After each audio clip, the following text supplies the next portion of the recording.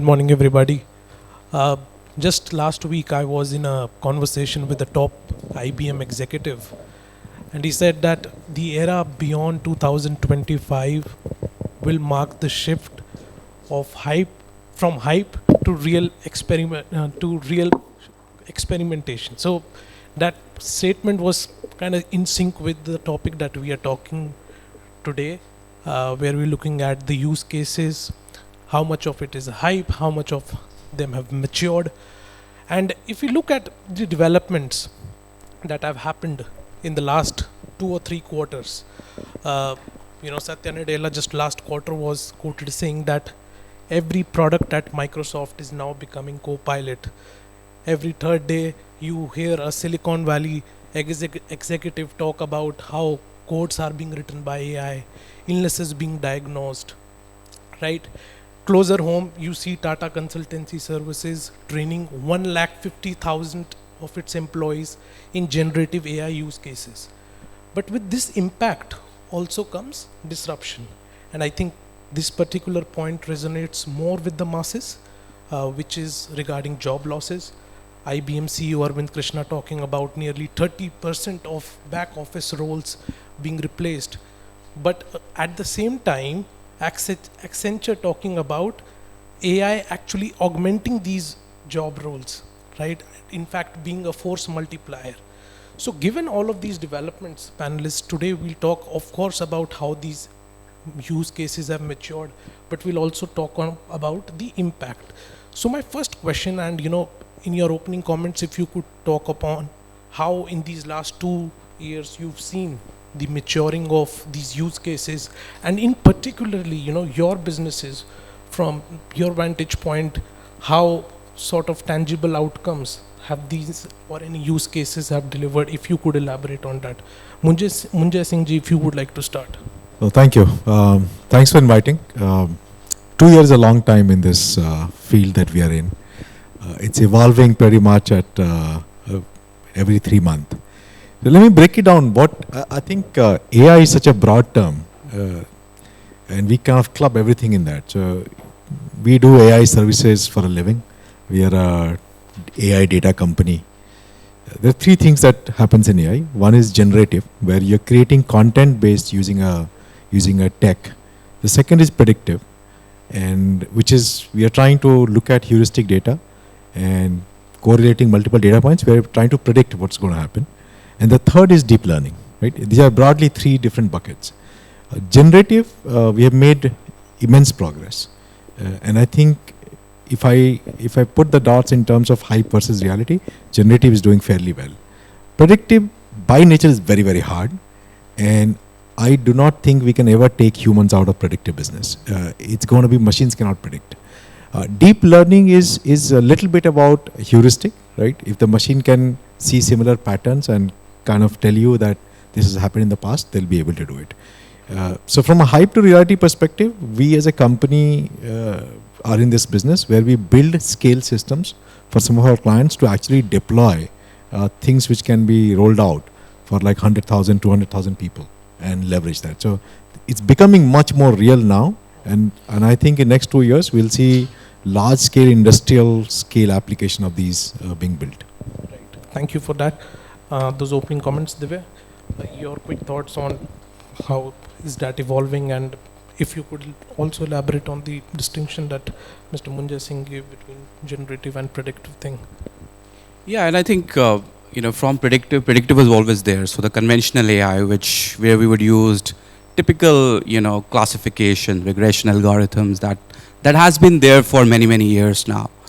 However, generative AI, which almost got democratized in 2023, end of 2022, it's a big step change. It's not a linear change. It's a big step change that kind of got everyone surprised. And things have moved from paranoia to, openness to hype and to now impact. So I think the right title for your keynote should be From Hype to Impact, because experimentation has been going on since 2022. Now organizations like the one where I work at Incedo, we are looking at 30-35% productivity impact in applications in functions, not only use cases, but across functions, whether those are call center operations, those are document operations, those are software engineering processes. The impact is huge. Of course, as we look at the impact, there is a hard road to walk on. Like it's not that easy. You need a process, you need capabilities, you need a cultural mindset shift. All that has to combine in combination to the technology, innovation, and the last mile changes that you need to really convert from hype to impact. That is a journey we still need to. Some organizations have started working. Organizations like mine are in the process where we have seen some impact, huge impact, and there are ones which are still going to start. So I would say better we get started sooner than later, because this is how the coming word of next 5-10 years is going to look like. Right. Thanks, Divey. Praneet, your quick opening thoughts on this? Already been spoken in terms of how we were first very surprised, very curious in the last couple of years what will happen with AI. Today also we see a lot of our team members who really feel that they could get even replaced with AI, and it would have done for some of the roles, as we say, talk about customer service. That has really been like that. We had seen chatbots long time back. And we deal in market intelligence, and we talk to a lot of customers in terms of what makes them feel good about a particular service. We heard about some food delivery apps where people were very happy with a lot of those chatbots. Now it's gone to the next stage in terms of how it is able to give a complete solution also. We are seeing a lot of other stuff in terms of how do you then measure it as well, right? In terms of, we have all seen how the startup ecosystem has been in terms of funding, and the focus has been shifting from more revenues to profitabilities, and this has really enabled that. What becomes important is how we not make ourselves just dependent on it, but use it for further benefit. Right. Very important for our team members to see how they can utilize this AI to work smarter rather than just working hard. And in fact, I was just reading very recently, someone turned down a job because it required her to work on Saturdays. The reason is you could get burned out. Now, if you are smart with your work, you can be as productive in 5 days as someone would feel you are in 6 days. 6 days, right. Right, thank you. Mr. Mansukhani, your quick thoughts on this, and then I'll just ask a connected question from something, taking from Praneet. Sure. Thank you so much. Firstly, glad to be here, and some very wise words by Kanik sir as well as Dr. Batra. Loved the angle of technology to philosophy. Lot to think on that. But coming back to the question, I think the panel has already elaborated and nicely described the distinction and the impact. Let me add another dimension to it and make it more contextual, right? So Comviva is a software product company. And the topic from hype to impact. So it's very important for us to stay focused and find the relevancy. What's in it for us? What's in it for our clients? Otherwise, it's a big universe that you can get lost into, right? So let me give you some real example of this. So for us, AI is a foundational layer for our moving forward roadmap and how we build that. So we've created a 4-track framework, very focused. We are a product company. Product enablement is sitting at the core of it. Yeah. So differentiation, we're using AI for differentiation. Whether it is using, whether it's using hyper personalization as a use case, or even credit scoring, or even looking at conversational AI. Right. Obviously, a lot of it is Gen AI driven, supported by agentic as well. The second area is productivity. Very important for engineering excellence. And I think the point that was covered by Praneet earlier is an important core part of it, right? And the benchmarks are, I think Divey mentioned it also, 30 to 40% are very right, relevant, and real benchmarks. Right. And you can see that happening very quickly. So that's a huge impact. And how do you carry people together in this journey is the key part of change management, right? The third area for us is how do you pre-bundle AI into products so that your traditional way of doing change management in products is changing very rapidly. So how do you pre-bundle that and create that differentiation for your customers? One other area which we don't talk enough about is using AI for cybersecurity. We talk about governance for AI, but AI for governance also is a very good one. So that focus is important for your clients as well as for your industry and your nature of service, whether it's products or anything else. If that doesn't happen, then what will happen is we'll keep getting distracted a lot. I think it was mentioned earlier that 2 years is a long time, which is absolutely right. Things are evolving so fast. So making sure that the contextual part of rolling out AI is essential in driving focus. Right. Very rightly put, Mr. Mansukhani. And, just picking up from the conversation that we were having before our panel, when we were talking about human resistance, and, Praneet, you also briefly touched upon it in your opening comments. I want to understand on the operation hurdle side when it comes to, deploying these use cases in organizations.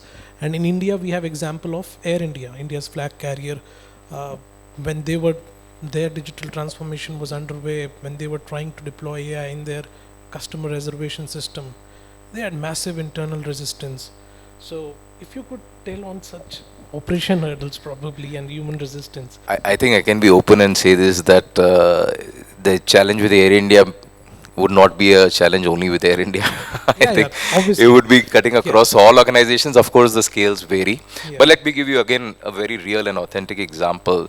So when we were doing this very early, right, like I said, engineering practices and engineering excellence are like really quick wins. When you look at it, 30% productivity, straight adding to your bottom line. Shareholders love it. Yeah. And it should be done overnight. Yeah, but then we forget the part of human intelligence. Yeah, human intelligence will provide resistance to artificial intelligence in a way. So this is where you need to make it, how do you say, as a partnership rather than a replacement.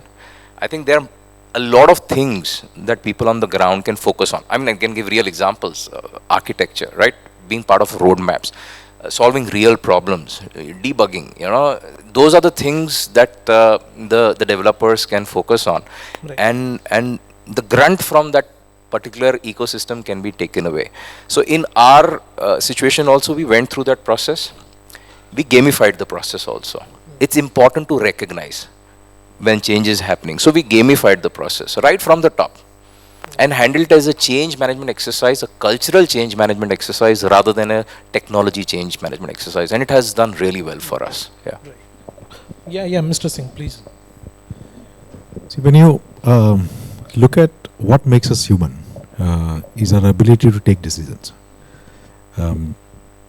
Memory is pretty much taken over by computers, right? I don't need to memorize phone number, address, and a lot of information. The distinction we have is a decision making.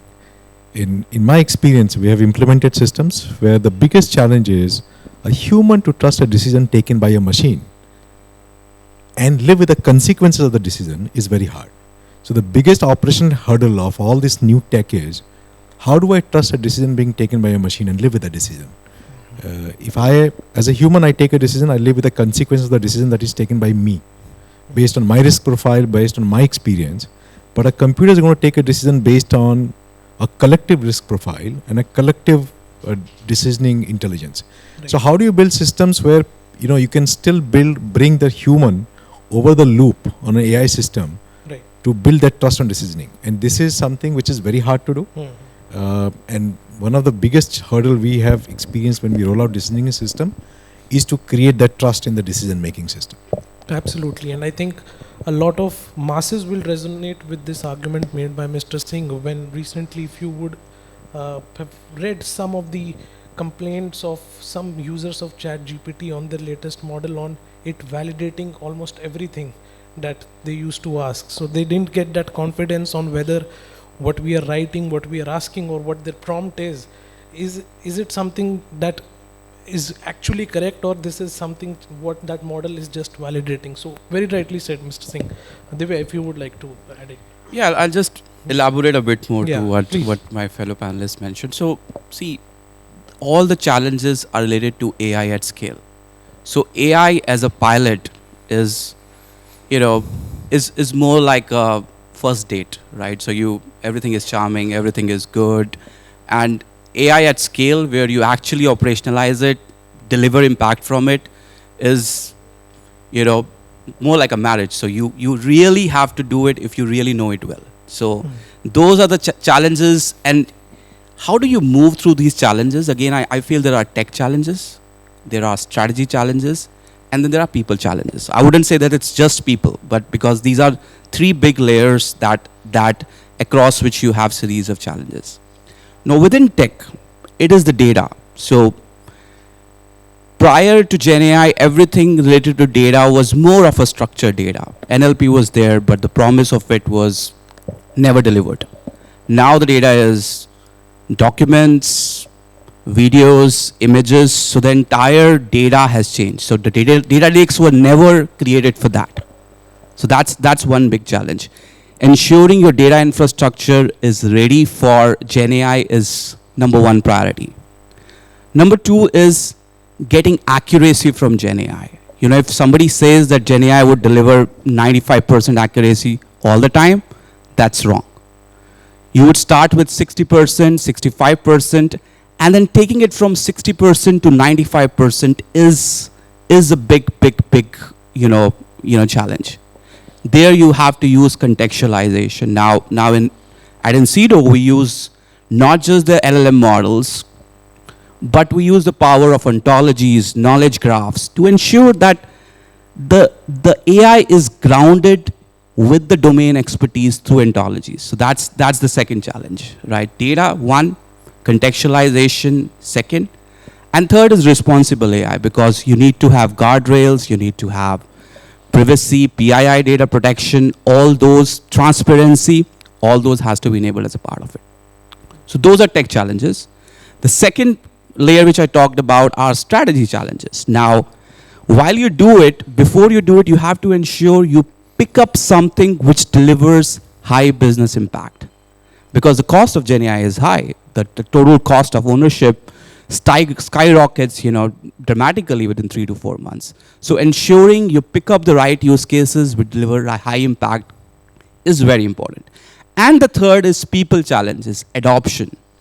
Adoption is where, the rubber meets the road, right? So ensuring you have customer success managers, that's how we do it. And we've learned it hard way. There have been series of pilots that we would never went into production. Ensuring that the adoption is done properly, successful, the UX design of the systems is easy to use, and of course there's a human element of engaging the workforce who's going to use these tools and platforms is very, very important. So if we have to move from a date to a marriage, or from pilot to production, in which case there's a big chasm, to ensure that we cross to that, all these challenges have to be taken care of. Right, very rightly put. Divey, Praneet, you would quickly want to compliment. Yeah, so I'll just talk about something that we use day in and day out at One Lattice. So we do a lot of market intelligence for our clients, and which is very much primary research based. There are obviously a lot of talks in terms of how a lot of primary research could be done through AI, but I think we are still some way away because of the real human element and how we could improvise a lot and establish that connect. But we would always do a lot of secondary research to form a baseline. Yeah. Now, typically you do that, you do a lot of Googling, reading around. It takes a lot of time. And we would typically put about 20% of our effort going into that. Now, what has happened with OpenAI is that we've been able to reduce that to say less than 5%. It gives us a very good baseline to work on, a lot of aspects that we could have forgotten, all the basic things. You get a response and you also get a prompt. Would you also want to know this? Right? And it triggers the thought. And ultimately what all this does is it helps the team succeed more. They need lesser guidance from their superiors. Their superiors could think of something different which could help their own growth. Right. So ultimately it has overall helped increase productivity. As has been mentioned, we really need to coach the teams well so that they see it more of a partner, right, rather than as a competition or a resistance. Right. Yeah. Thank you, Praneet. Mr. Mansukhani, let me get back to the aspect of jobs, which I mentioned at the beginning, where I talked about how TCS is training 150,000 of its employees in use cases. And then we have these two sides, where one, we have estimates of back offices roles being cut, but at the other hand, we have, job roles being augmented, rather AI being used as a force multiplier. So how do you see these two sides, and with these use cases now being deployed, what sort of new job roles? I know it's more a question relevant to the CHRO of your organization, but I think you will surely have some visibility on it when I. No, it's a very good question and a question close to my heart. So thanks for asking. Yeah. So one thing, and I'll bring in a bit of a paradigm shift here, that in Comviva, we have adopted a mentality called as AI first.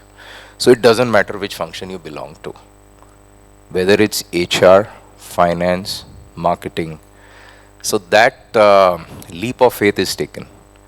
New hiring by default has an element of AI. So like I said, it's a paradigm shift, yeah? But that element of AI is there. Of course, we need to prioritize.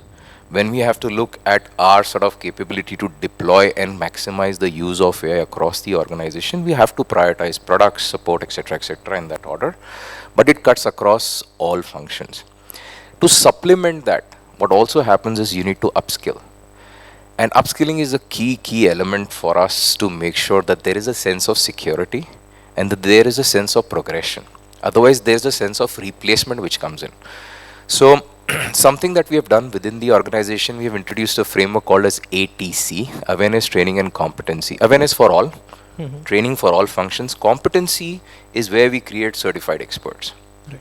So, it doesn't miss out anyone, but it needs to make sure that in this AI journey, everybody is moving forward together.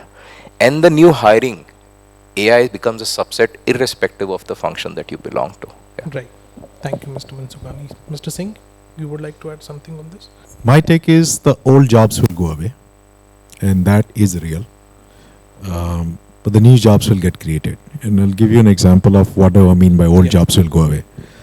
You look at most of the business process world, they'll get platformized, and the job of moving data from A system to B system, which is what most of the BPM companies do, that all that work will get, most of it will get automated.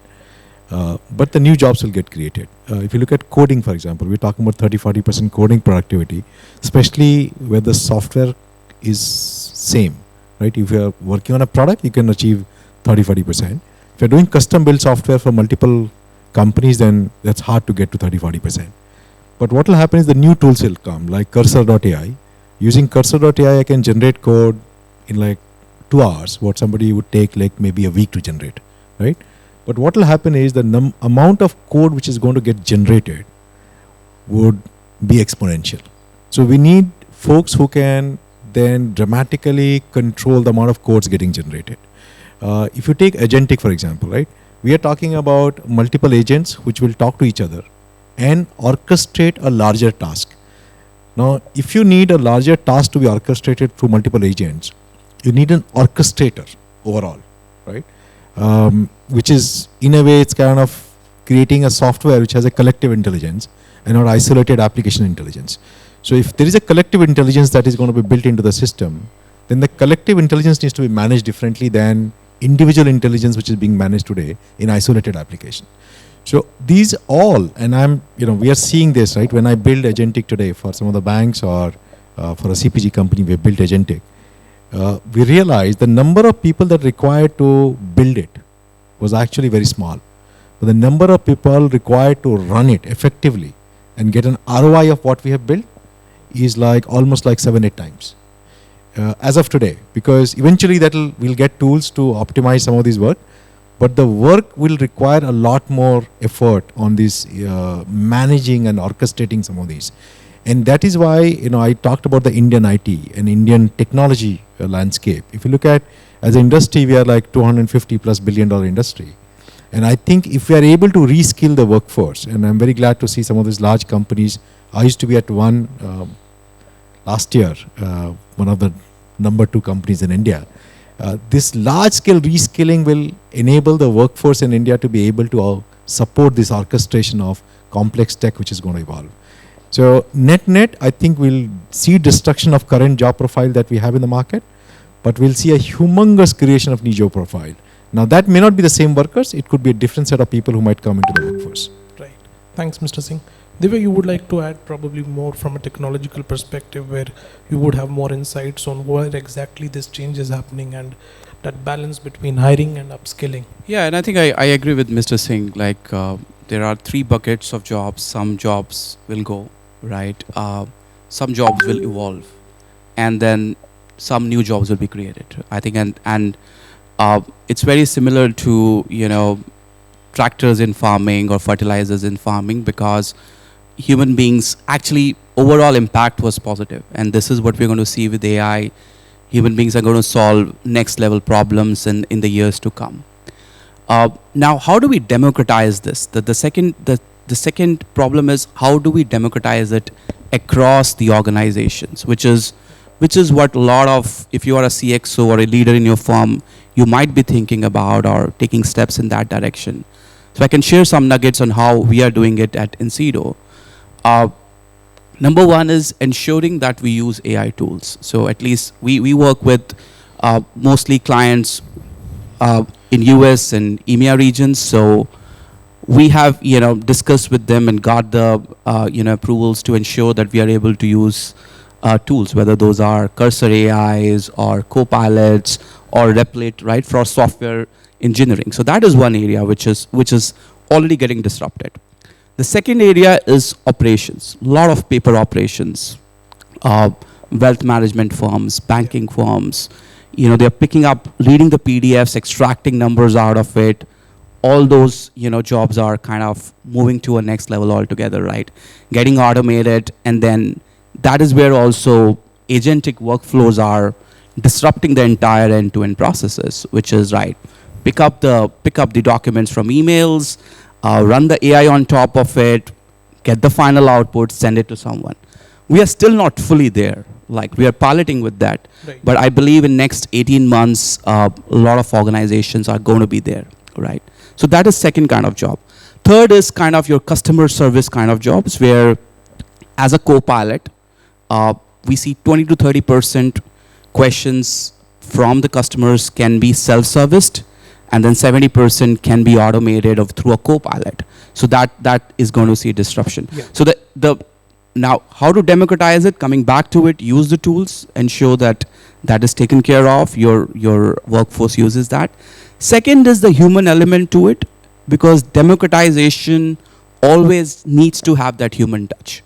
And what we have seen working really well is having a centralized COE of builders within the organization, and then a big pool of users, and ensuring that these builders and users, there are champions who take it from the builders to the users, and within users there are champions who take it to many. So from one to many, ensuring that democratization is very, very important with a human touch to it. Right. Thanks, Divey. Praneet, very quickly your take on it, and then we'll have some concluding comments from each of us. So I'll give an example of how IT as a generation had a shift, say about 15 to 20 years back. So traditionally you would have all hardware as on-premise. It would require a lot of infra at the office, a lot of individuals who would manage it, and all different sort of challenges. That time we moved to cloud, right? It made manageability easier. You didn't need to manage the hardware or replace it also. Your cloud provider would do that for you. And you didn't need that particular stuff. Now again, they evolved with different skills. And what happened? Cloud actually enabled greater access. Earlier, only large businesses could manage an on-prem setup for all their applications. Right? Even basic things as email required on-premise. Right. Now, with this, we could probably look at the next stage, where with AI, we could be enabling the reach to even greater penetration, right? Which could make things more accessible. And if there are more users, more businesses requiring, there is definitely a lot of scope for new use cases for people to develop. A lot of new jobs could get created, all those opportunities. In fact, I was talking to a friend of mine who used to be a consultant before and then went into the tech side. He just feels that there are a lot more new products that could get developed, right? If we keep thinking only of what has been there for the last 5 years, definitely jobs are going to reduce. But there's a lot more new that could come in. Absolutely. Mr. Mansukhani, we have some 3 minutes left. I'll take one concluding thought from each one of you. What would be your advice, given the discussions that we've had this morning, for organizations who are probably still at their early stage of deployment? What lessons should they keep in mind? What mistakes they should make? If on that note you could end this. So some of the learnings from this that we have incorporated. One thing is very clear: we are not at the stage of technology evolution. Yeah, it's not incremental. This is a revolution. We have to acknowledge that, accept that. It's a matter of making sure that staying competitive and staying relevant in this world. This is not optional, at least in our industry. Yeah? Sorry, I'm just speaking from a software product company standpoint. So it's not an evolution, it's a revolution. And the mindset for that needs to shift very quickly. Very, very important. Second thing is that the kind of opportunities that AI is creating. Yeah, I think Praneet mentioned some very good points as well. The number of entrepreneurs, single owner entrepreneurs being created through AI, right? We're talking about losing jobs. But when we talk about the positive side of things, the level of career paths that people can sort of visualize for themselves, moving away from coding and doing strategic stuff, or looking at things in terms of building new stuff, opens up a lot of opportunities as well. So, in conclusion, I would say that please look at it from a perspective of mindset shift. Look at it as something which happens once in a generation. It's a revolution. Adopt it, accept it, and move at pace. The traditional way of doing things, typical project plans, phase 1, phase 2, phase 3, those are no longer relevant in this space. When you try a use case and then you expand it horizontally, the kind of value it delivers is high impact. Yeah. Right. So it's essential, like I said, to unlearn a lot of things that we have learned. But at the same time, that mindset shift to adopt and accept and then explore the possibilities is the way to forward. But it has to be focused. Right. Thanks, Mr. Mansukhani. Praneet, your quick take, your word of advice. I think a lot of it has been very well summarized in terms of, obviously we know we have to embrace it. We just need to guide the teams well. It has to happen from the top, right? The leaders have to first understand its importance, because it ultimately obviously drives a lot of revenue and business also for teams. And throughout in all of the interactions and internal meetings, if the right intent is being passed about how this adds value, how you create an overall environment that fosters it, whether it is in terms of having good data collection or educating people in terms of how to use it very ethically, right? And so all these things, and I think there are a lot more things to take care of. It's a very evolving field for everyone to do. But yeah, I think we will have to embrace it whether we want it or not. Absolutely. Divey? I think just taking from what Praneet said, so embrace it. That's the starting point. And then how to do it, pick up your top functional areas which will drive impact, right? So pick those. Don't rush into it.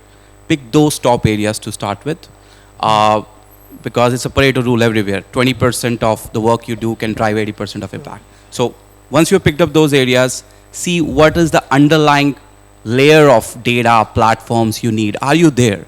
If you're not using cloud, you're using on-prem, then you will have some more challenges to take care of. So look at that layer. Where are you in that maturity? Do you need to improve that? Once you've done that, or then look at how do you build AI in parallel. And we call it as a speed 2 approach. Speed number 1 is build it for high impactful use cases, just run initial runs on that. And speed 2 is productionalize it end to end so that you're able to deliver the impact. But the message is, if you have not started, start now. If you have started, see if you have chosen the high impact areas. If you have chosen the high impact areas, look at the layers. Are they ready? If you have looked at the layers, then see if your AI is best in class. And if you think you need help from outside, do get help from outside. Quite a comprehensive roadmap. Thanks, Divya. Mr. Singh, your quick thoughts. I can see time is up. Yeah. Two quick things which we do. One is build for scale. AI is no longer about doing use cases, so build for scale. And my second advice is don't limit it to few. The tool gives you power to build. So even if you're not a techie, you can build software now. You can use this tech. So everybody must use and build for scale. Thank you, Mr. Singh. Audience, can we please have a big round of applause for our panelists? I think they've really given a good start for the future panels to take some cues from this discussion. And I think this is clearly one of those panels which will resonate well with our online audience and masses as well. Thank you so much, panelists. Please, can we have a photograph?